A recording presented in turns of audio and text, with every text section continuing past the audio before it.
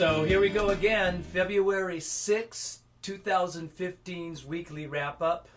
And here we are, we're in the second month of 2015 already. So here we go again. So this week, yes, I have handed out the first lesson, the introduction to the Melisma course. And that's an exciting course for me to do. I'm looking forward to it because I'm going to bring so many styles and different approaches towards this class, so it's going to be great.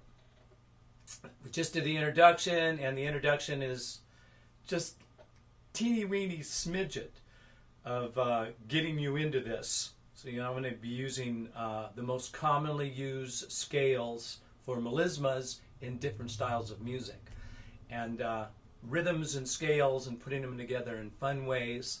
And in case somebody's watching this on YouTube, what a melisma is a single word or a vowel sound within a single word that you have multiple notes on. So things, and it goes on. Melismas have been played and used in ancient cultures even. It's called melismatic music. And you can see, you can go all the way back to the Gregorian chants and actually find them even there. So I mean, that's like 900 AD that melismas have been around. But the way I'm talking about melismas for the most part in this course is more about contemporary pop music over the last maybe 3-4 decades. And a lot of melismas there. You can find all the contemporary pop singers using them even today. And they're just fun things to do. And again, there are multiple notes on one vowel sound inside of a word. The most famous melisma that everybody could probably relate to, it's got 16 tones to it. It's Gloria.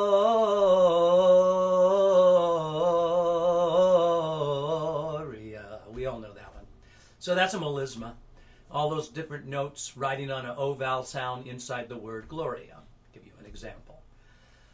So again, what happened this week was we released the introduction to the Melisma course. Now, on the musical tip of the week, I thought I would talk, are you ready, about microphones.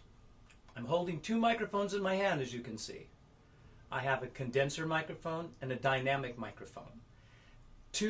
Now there's all there are hundreds of different types of microphones on the market these days, but these are the two I want to talk about because they're kind of the specialized in the general field. Now, this dynamic microphone, which is a Shure actually it's a Shure Beta SM58.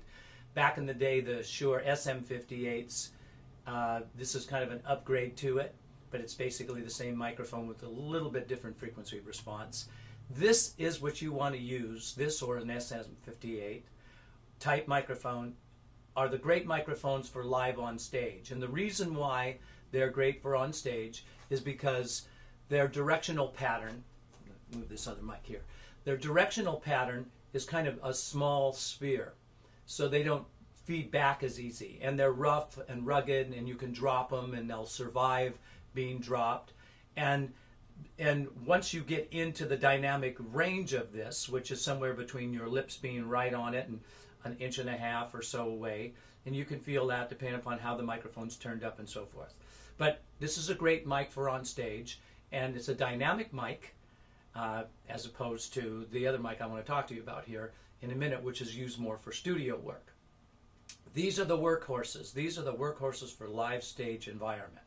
So again, a dynamic microphone has less of a pickup range, therefore with all the other instruments on the stage and so forth, you don't want that microphone to be picking that up. Also, in a live stage performance, the singer is usually standing right in front of a monitor so they can hear themselves, and that monitor, in this sphere, it won't feed back as easy. Now, on the other hand, when we start talking about condenser microphones, they pick up everything, and they're used more in the studio.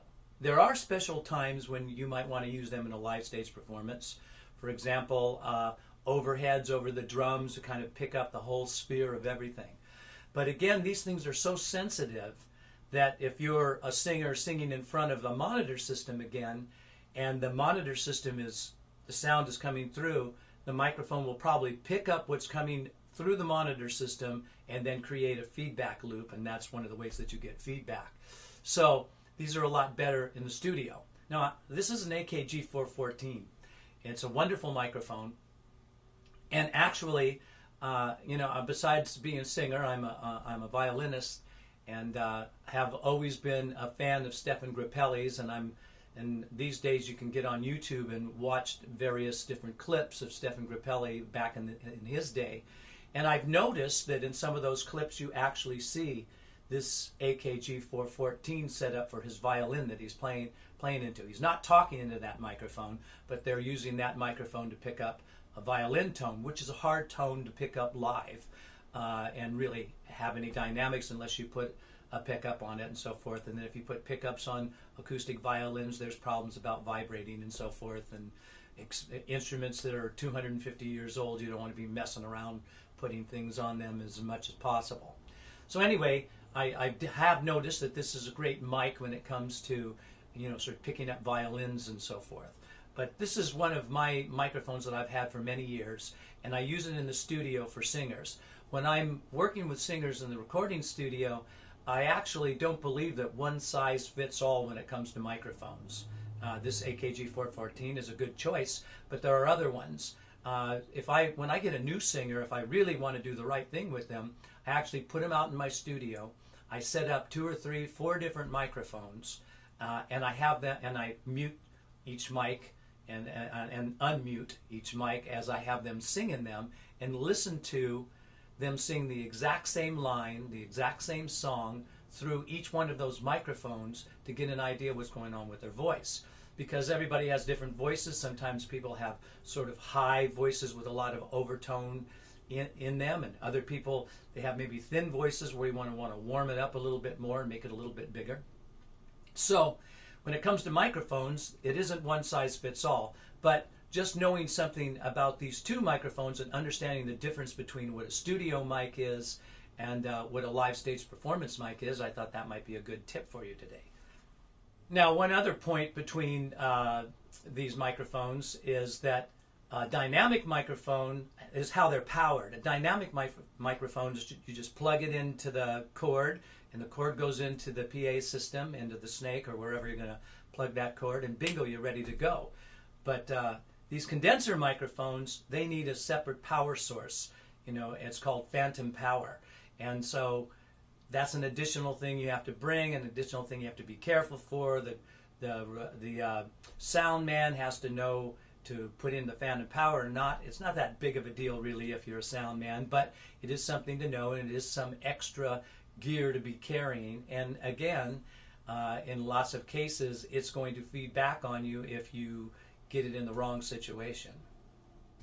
So now, if you're looking to purchase a single microphone for your home studio, I would suggest a large diaphragm condenser microphone that picks up, it has a big field to pick up everything and anything, and you can do all kinds of multiple things with it. So it's a great choice when it comes to your home studio. Now, there are a lot of other types of microphones besides condensers and dynamics. There's lavalier microphones, there's ribbon microphones. There's a lot of different types of microphones, and they're used for specific things.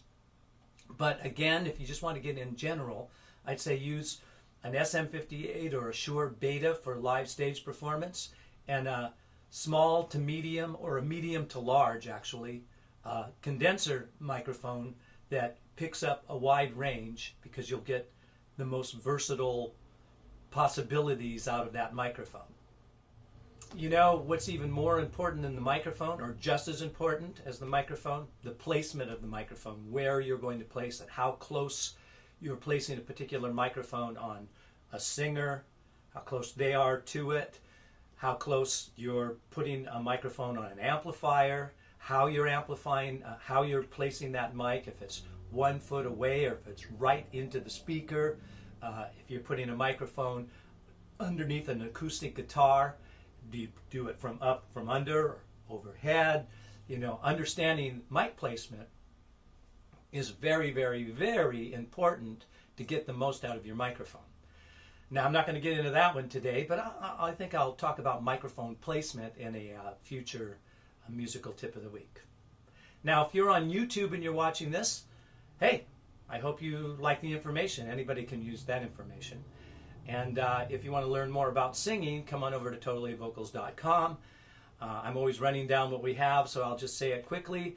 We have hundreds of songs broken down both for male and female singers.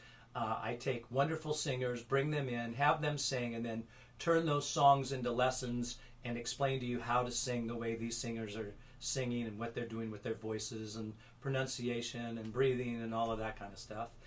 As well as there's a beginning, intermediate, and advanced voice course. Besides that, we have a course that teaches you how to develop vibrato. There's an ear training course. There's a jazz scat singing course. There is a harmony singing course, and many harmony packets and songs with all of the harmony parts all worked out for you. So there's a lot here. Also, you can come on over and sign up and get involved in the free membership, and you can get a bunch of free lessons and check the whole thing out. It's really quite great, and the content keeps on growing all the time, and having a lot of fun over here at totallyvocals.com.